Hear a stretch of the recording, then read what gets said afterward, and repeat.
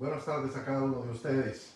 Bienvenidos a una progresión más de la palabra de Dios, o una presentación más de la palabra de Dios, perdón. Estamos en esta tarde gozosos de estar celebrando el día domingo, Día de Ramos. Como usted se dará cuenta, muchas personas hoy van a la iglesia y se celebra Día de Ramos. ¿Qué significa Día de Ramos? Bueno, hace 2000 años el Señor Jesucristo entró a Jerusalén y tiraban palmas por el piso donde iba pasando el rey. Por lo tanto, se le llamó de ahí en adelante Domingo de Ramos. Ahora bien, ese Domingo de Ramos es el día anterior o el domingo anterior de la Semana Santa. Así que yo quiero que usted y yo miremos cómo se empieza la Semana Santa o cómo el Señor Jesucristo empieza esta semana.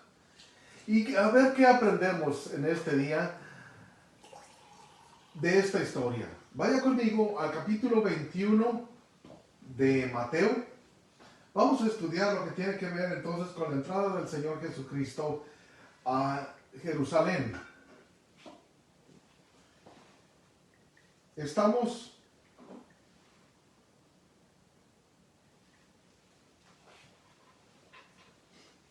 Me parece que es una situación tan importante, por lo que todos los cuatro evangelios escriben la historia de la entrada triunfal. Si los cuatro escritores, Mateo, Marcos, Lucas y Juan, escriben la misma historia, quiere decir que es una historia muy importante. Sí, porque en los evangelios unos escribían una historia, unas cosas, y otros contaban otras cosas. Así que esta historia la cuentan todos. Así que es importante entender que el Señor Jesucristo quería que supiéramos de su entrada triunfal. Así que Marcos capítulo 11 verso 1 cuenta la historia también. Lucas capítulo 19 verso 28 cuenta la entrada triunfal. Así que, y por supuesto Mateo y Juan 12 al 19 también lo cuenta. Ahora bien, estamos en Mateo capítulo 21. Y podemos entonces estudiar la palabra de Dios de aquí en adelante. Vamos a orar y pedirle al Señor que nos guíe, que nos hable, que nos enseñe lo que nos quiere enseñar en esta mañana. Vaya conmigo a orar. Padre amado Señor, te damos gracias por tener el privilegio de conocerte como nuestro Señor y Salvador, por celebrar este día, Día de Ramos, o Domingo de Ramos, o Domingo pre-crucifixión. Gracias por saber que tú moriste en la cruz hace 2000 años, pensando en nosotros. Gracias, Señor. Te ruego que nos enseñe lo que nos quieres enseñar en esta mañana. Que tu Espíritu Santo, Señor, nos enseñe y nos redarguye y que nos des lo que necesitamos para retener lo que tú nos enseñas en esta tarde. Padre, gracias. En el nombre de Jesús tomamos tu palabra. Amén. Capítulo 21. Vamos a leer unos versos nada más. Cuando se acercaron a Jerusalén y vinieron a Betfagé, al monte de los olivos, Jesús envió 2 discípulos, diciéndoles: id a la aldea que está enfrente de vosotros, y luego hallaréis una asna atada y un pollino con ella, o sea, un burrito. Desatadla y traédmelos. Y si alguien os dijere algo, decid: el Señor los necesita, y luego los enviará. Ahora vamos a empezar ahí. Podemos mirar que cuando se acercaban a Jerusalén, o sea, nos damos cuenta que el Señor Jesús no nada más estaba en Jerusalén, estuvo en varias ciudades, muchas judías o muchas que pertenecían a Israel y muchas que no pertenecían a Israel. Y gente fue bendecida en todos los lugares. Ahora bien, el Señor está regresando a Jerusalén, es posiblemente un domingo, y también se cree que es aproximadamente el día 10 del mes de Nisan, o sea, del mes de abril en nuestro calendario gregoriano. Por lo tanto, en 4 días va a ser crucificado el Señor Jesucristo. ¿Por qué 4 días? El día 14 del primer mes tenía que ser sacrificado el cordero de la Pascua. Ahora bien, todos los judíos consideran esta fiesta, la fiesta del cordero de la Pascua, o sea, la fiesta de la Pascua, como una de las fiestas más importantes.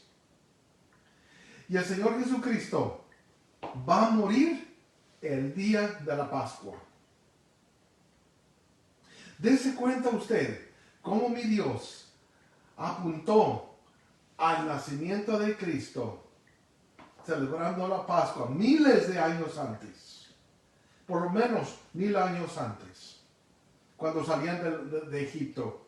¿Qué pasa cuando salen de Egipto? Salen en una noche después de que mueren todos los, después de las 10 plagas que Dios le trae a la tierra de Egipto. Y la 10ª plaga es una plaga donde mueren el primogénito de cada familia. Y así el rey o el faraón de Egipto permite al pueblo de Israel que salgan hacia la tierra prometida. Entonces, desde ese día en adelante se comenzó a celebrar la Pascua. Se comían panes sin levadura, se comían hierbas amargas y se comía un cordero, o sea, un borreguito. Tenía que permanecer de 3 a 4 días con la familia, ese borreguito. Tenía que estar entre la familia. Y el día jueves lo sacrificaban como a las 3 de la tarde y lo comían al atardecer.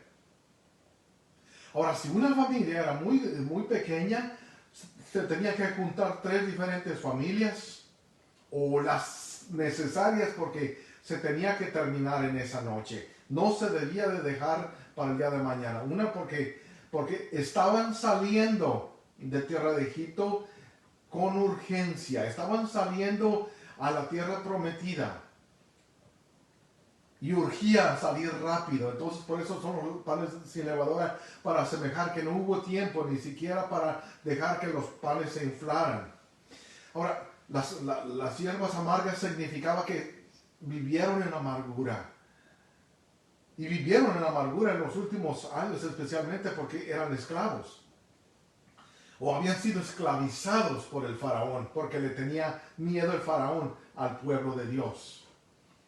Ahora bien, mire cómo el Señor Jesucristo va a morir el jueves, por ahí como a las 3 de la tarde, al mismo tiempo que sacrificaban el cordero el día de la Pascua. También dése cuenta que esa noche el Señor Jesús va a estar ya en la tumba y ellos cenaban la Pascua. Ahora, se cree, esto no se sabe por cierto, pero se cree que el Señor Jesucristo y sus discípulos comen la Pascua una noche antes.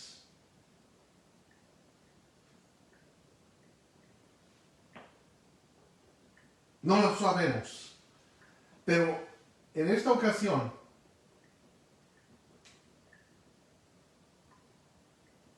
estoy equivocado. En esta ocasión regreso, porque me revolví.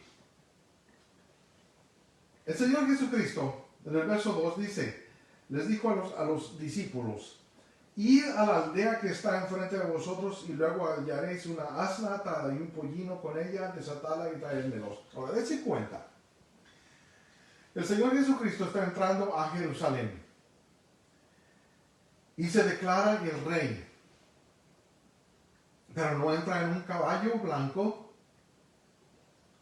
no entra tampoco con una corona, como hacen los reyes, ni tampoco sus príncipes son personas judías de la clase más fina o más educada, tampoco son pescadores, sus compañeros, y su transporte es un burrito.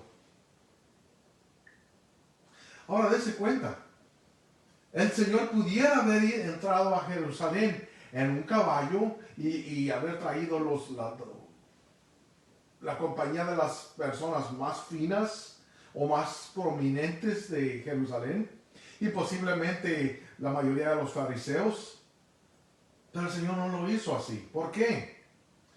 Porque su ministerio, su reino, es de humildad, es de amor, es de paz, es de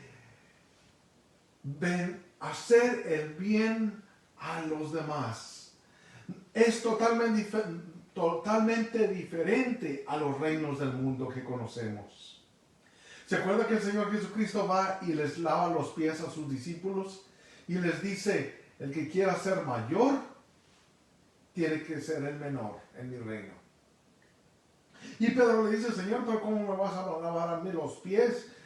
O sea, Pedro se daba cuenta que el Señor Jesucristo era hijo de Dios, es hijo de Dios. Y él dice, a mí no me vas a lavar los pies. Y le dice al Señor, si no te lavo los pies, no tienes parte conmigo en el reino de los cielos. Entonces lávame hasta la cabeza, le dice.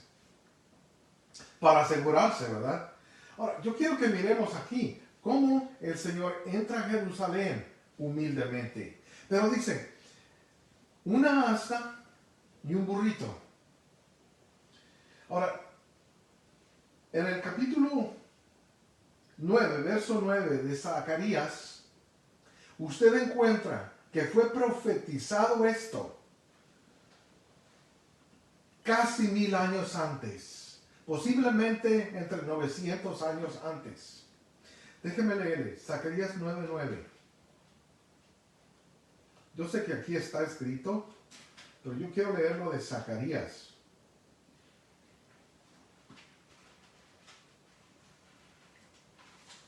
Zacarías es uno de los últimos profetas mayores.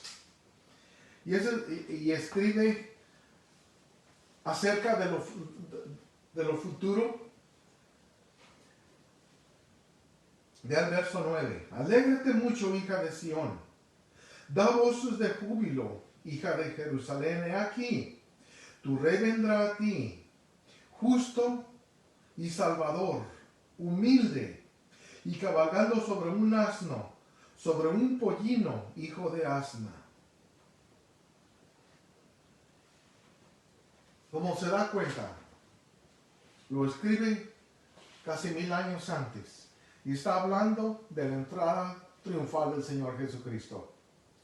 Pero también dése cuenta que el Señor Jesucristo conocía personas, tenía amigos, tenía conocidos, y había personas que no encuentran su nombre en ningún lado de la Biblia, pero que aportaron a su ministerio. Eso nos debe de enseñar a nosotros, que no tenemos que sobresalir como don o doña o el señor conocido, sino simplemente que aportamos a su ministerio. Y si usted se acuerda, hace unos días hablábamos de las minas o de los dones, de cómo a uno dio 5, otro dio 2 dones y otro dio un don. Y a los 5, al que trabajó, hizo 5 más, le dice, bien hecho, siervo fiel. Al que trabajó los 2, le dice, bien hecho, siervo fiel. Sobre poco fuiste fiel, sobre mucho te pondré. Y al que escondió el 1, le dice, siervo malo. En otras palabras, lo que quiero decir es que nos deja saber el Señor que nosotros, con los dones que nos ha dado, es para que nosotros los pongamos a trabajar. Ese hombre no sobresale aquí como alguien que haya sido rico, simplemente tenía una burrita con un burrito y se los prestó al Señor. ¡Qué privilegio el de ese hombre! Imaginarse después o saber después que el Rey del Universo usó su propiedad. ¡Qué privilegio!, ¿no? Verso 3. Y si alguien nos dijere algo, decir, el Señor lo necesita. 21:3 estoy. Dese cuenta, el Rey del Universo va a entrar a Jerusalén.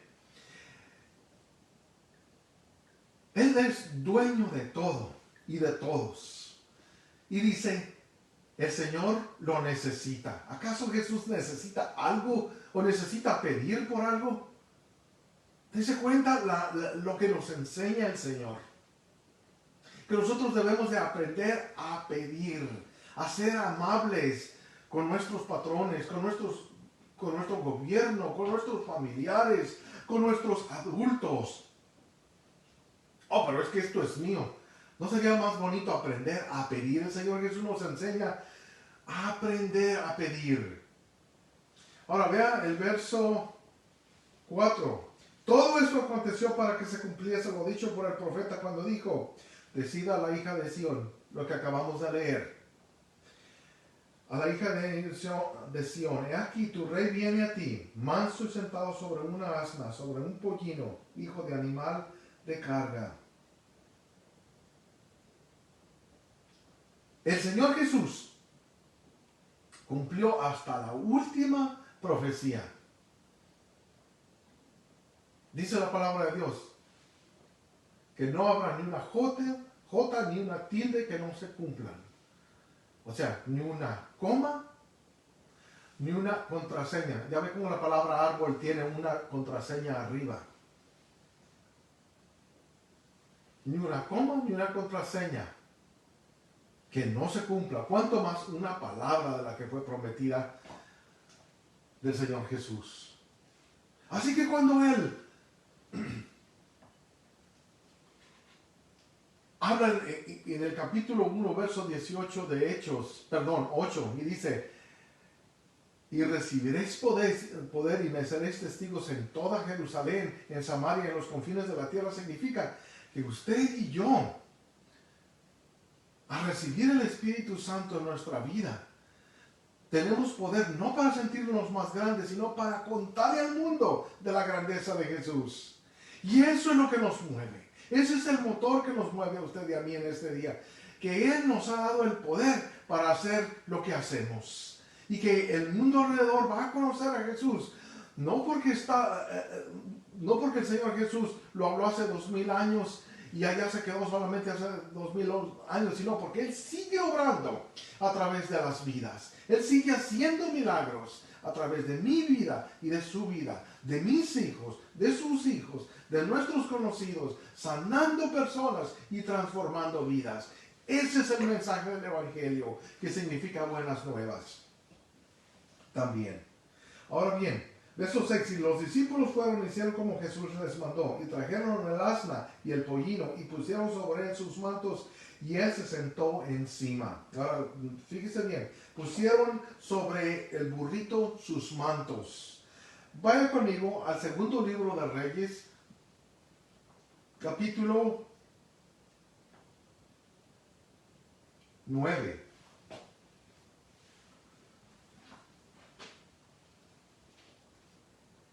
Aquí hay una historia donde un hombre es ungido a ser rey. Y cuando es ungido a ser rey, sus compañeros o sus amigos le dicen: ¿a qué ha venido el profeta? Y él le dice: bueno, les dice: no, nada importante. Oh no, cuéntanos a lo que ha venido. Entonces, él les cuenta a lo que ha venido.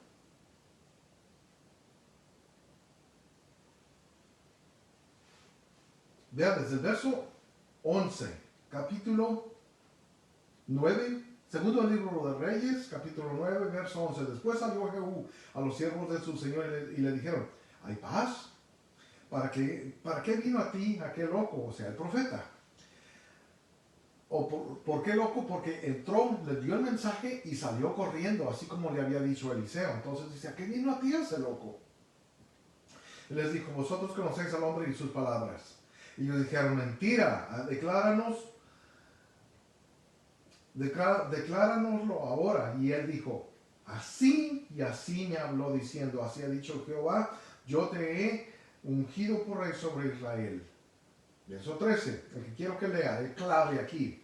Entonces cada uno tomó apresuradamente su manto y lo puso debajo de Jehú en un trono alto, y tocaron corneta y dijeron: Jehú es rey. O sea, lo que estamos aprendiendo aquí es que cuando alguien era ungido rey o era declarado rey, se quitaban su manto y lo ponían bajo el trono del rey para asemejar o para declarar que ellos estaban bajo su autoridad, que ellos estaban cediendo su autoridad al rey.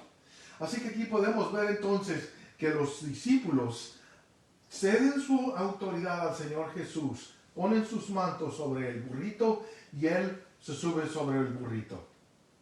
¡Qué belleza! Luego enseguida vea aquí, verso 8, y la multitud, que era muy numerosa, tendía sus mantos en el camino, y otros cortaban ramas de los árboles y las tendían en el camino. Y la gente que iba adelante y la que iba detrás clamaba diciendo: Hosana al Hijo de David. Bendito el que viene en el nombre del Señor. Hosana en las alturas.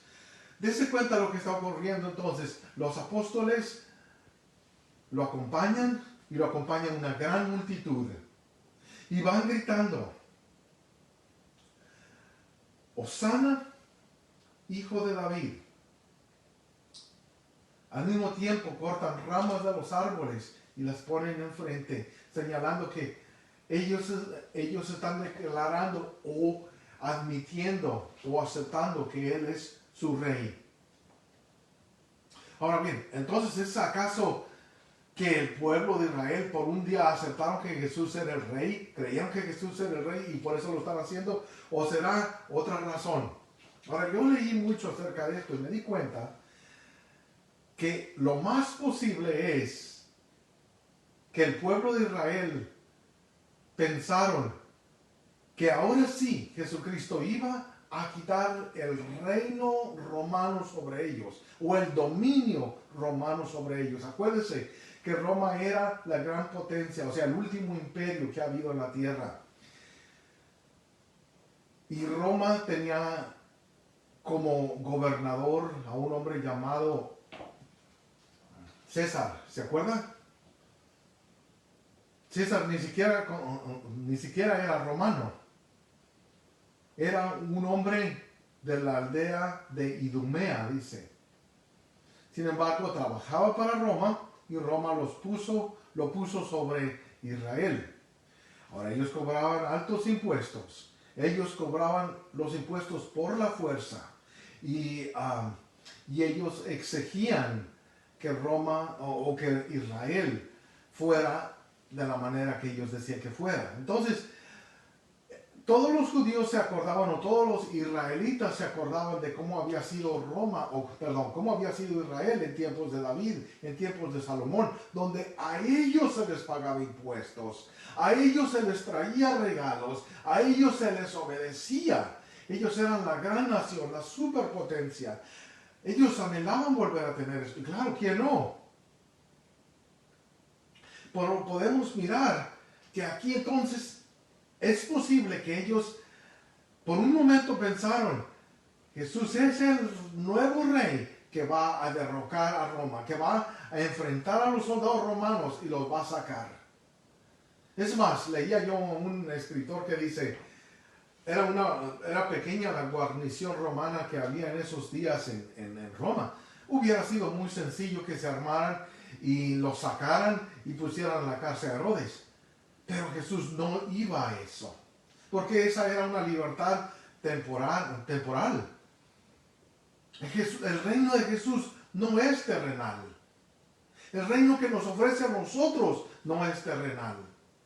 Por lo tanto, dése cuenta entonces, cuando ellos gritaban Hosana, Hijo de David, porque Jesús es descendiente o de la línea, del linaje de David. Por lo tanto, es cierto, Jesús era descendiente de David, o es descendiente de David. Sin embargo, y va a reinar a Jerusalén durante el milenio, según la palabra de Dios. Pero aquí no venía a reinar a Jerusalén, venía a morir por los pecados, no solamente de los judíos o de las 12 tribus, sino del mundo entero. Ahí es donde entra la conversación que tuvo el Señor Jesucristo con Nicodemo, ¿se acuerda? En Juan capítulo 3, en donde le dijo el Señor Jesús a Nicodemo, es necesario nacer de nuevo. Y Nicodemo le pregunta, Señor, ¿pero cómo? Y aquí entra la frase súper conocida que todos conocemos en Apocalipsis 3:20, en donde dice,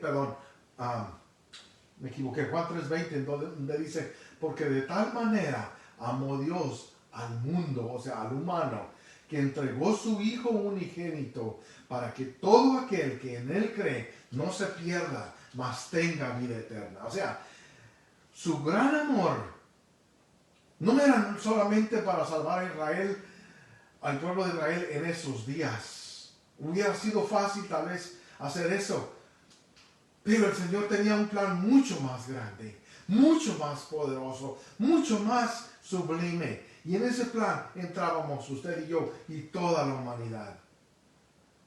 Entonces el Señor Jesucristo entra a Israel y claman y gritan y dice, Hosana al Rey o al Hijo de David, Hosana en las alturas. Es cierto que era descendiente de David y es cierto que se debe de ser adorado. Pero muchos de ellos no lo adoraron como lo que es el rey, sino como lo que ellos creían que iba a ser su salvador. Ahora bien, vea el verso 10. Cuando entró en Jerusalén, toda la ciudad se conmovió diciendo, ¿quién es este? Ahora yo le pregunto a usted, ¿quién es este para usted?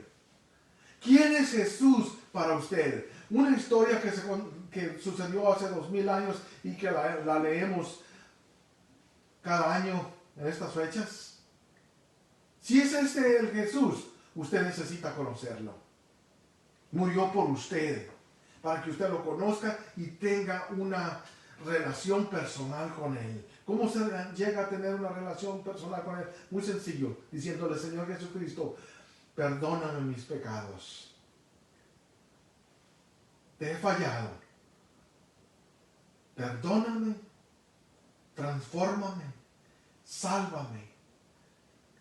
Borra todos mis pecados y escribe mi nombre en el libro de la vida. En el nombre de Jesús lo pido, Padre amado. Amén. Cuando hace usted esta oración, suceden dos cosas. Uno, se convierte en familia de Dios. En familia, o sea, usted dirá, bueno, no soy hijo de Dios, usted es creación de Dios. Pero usted escoge o servir a Dios o vivir a su manera. La mayoría de gente ha escogido vivir a su manera y mueren a su manera. Y déjeme decirle, Juan 14:6 dice que el único camino al Padre es Jesús.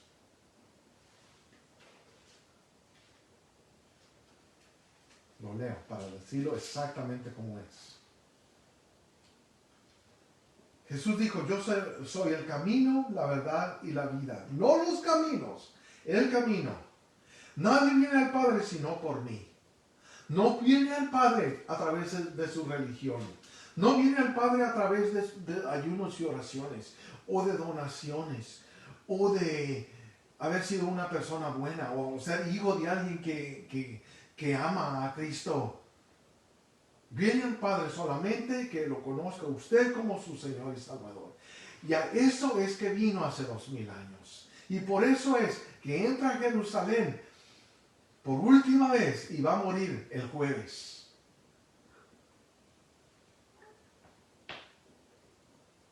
Dese cuenta entonces cómo el Señor Jesucristo, va a ser arrestado el jueves y va a morir el viernes. Ahí está. Así que miremos ahí. Cuando entra Jesús a Jerusalén,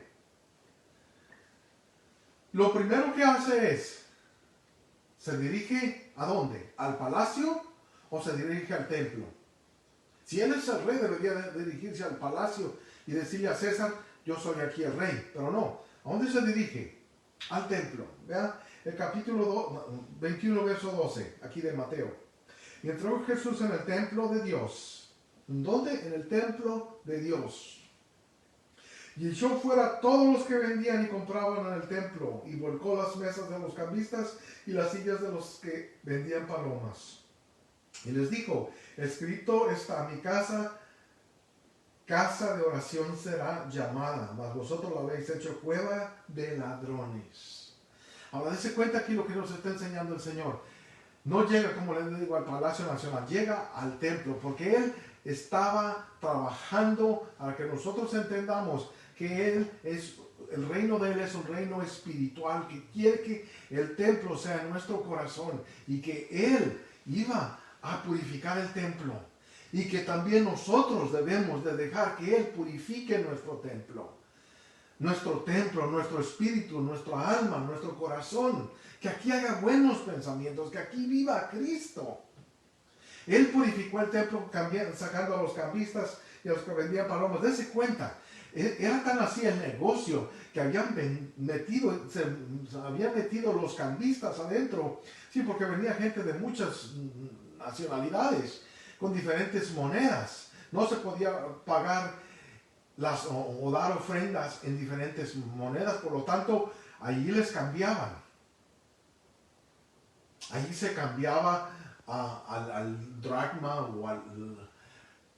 o cualquier moneda que iban a pagar en ese día, pero era el de dinero hebreo. Pero déjeme decirle, también las palomas, allá las vendían. ¿Y sabe qué? Afuera del templo he leído que también se vendían ovejas y se vendían chivos, o sea, era un negocio redondo. Ahora, no era nada más entonces, en estos tiempos, en muchas iglesias, se han hecho negocios, se han hecho cosas incorrectas, malas. Y la iglesia tiene mala fama porque muchas gentes han usado la casa de Dios para algo que no adora al Señor, para hacerlo negocio de ellos. Señor Jesucristo quiere que usted limpie su templo, o que lo deje a Él limpiar su templo. Dese cuenta, Él no va y les dice, por favor, sálganse. Va y agarra un látigo y lo saca. ¿Qué quiere decir? Que usted y yo tenemos que forzar el mal de nuestras vidas. Es decir, yo no voy a volver a decir una mala palabra. Yo no voy a volver a pensar mal de mi hijo, de mi esposo, de mi hermano, de mi amigo, de mi conocido. O sea, aprender a ser violento en estas decisiones. Y dije violento para usar una palabra fuerte, para ser decidido y decir, yo no vuelvo a tomar, o yo no vuelvo a fumar, o yo no vuelvo a decir malas palabras, o tantas cosas. ¿Por qué? Porque Jesús murió por mí hace 2000 años, para que yo le conozca como el Señor, como el Rey, como el Salvador, para que yo viva una vida nueva. Así que en este día, yo me voy a detener aquí, no porque se me haya acabado de qué hablar, sino porque se ha acabado el tiempo. El domingo que viene vamos a hablar acerca de la muerte y resurrección del Señor Jesús. Prepárese, voy a predicar muy temprano en la mañana. Así que a las 6 de la mañana, entre 6 y 7 voy a predicar. Así que prepárese, porque estamos preparando algo especial. Así que vamos a dejar allí nuestra predicación y a pedirle al Señor que nos hable, que nos toque, que nos enseñe, que retengamos lo que hemos recibido en este día y que lo podamos usar. Y que esta semana podamos no solamente leer la palabra, que sería muy bueno que usted lea esta historia de 21 en adelante y lea de capítulo 21 de Mateo en adelante y lea cómo el Señor hizo tanto en esta última semana. Cómo estaba Él preocupado de que nosotros tuviéramos acceso al cielo. Vamos a orar. Padre amado Señor, gracias porque nos has permitido conocerte como nuestro Señor y Salvador. Porque hace 2000 años tú entraste a Jerusalén por última vez para morir por nuestros pecados. Y nos diste el privilegio de nosotros también conocerte como nuestro Señor y Salvador, a pesar de que no somos parte de las 12 tribus. Señor, gracias. Gracias por tener el privilegio de ser vocero de tu palabra. Gracias por tener el privilegio de que alguien me haya contado tu palabra, de que alguien me haya contado las buenas nuevas y que ahora yo pueda contarlas a alguien más. Gracias, Señor. Bendice a cada persona que escucha las nuevas que tú nos das. Bendícele, guárdale, protégele y dale mucho para que él o ella o ellos puedan contarlo a alguien más y así podamos esparcer tus buenas nuevas y que el mundo conozca que tú vives y que tú vives en nuestros corazones y que quieres transformar a cada persona en necesidad, a una persona en felicidad. Padre, en el nombre de Jesús yo te pido por cada persona que ha mirado y que va a mirar esta predicación. Gracias, te doy gracias, te adoro, te alabo, te glorifico. Que a ti sea el honor y la gloria por siempre, Padre amado. Amén. Dios le bendiga a cada uno de ustedes. Gracias por estar con nosotros. Y nos vemos el próximo domingo entre las 6 y las 7 de la mañana. Dios le bendiga. Adiós.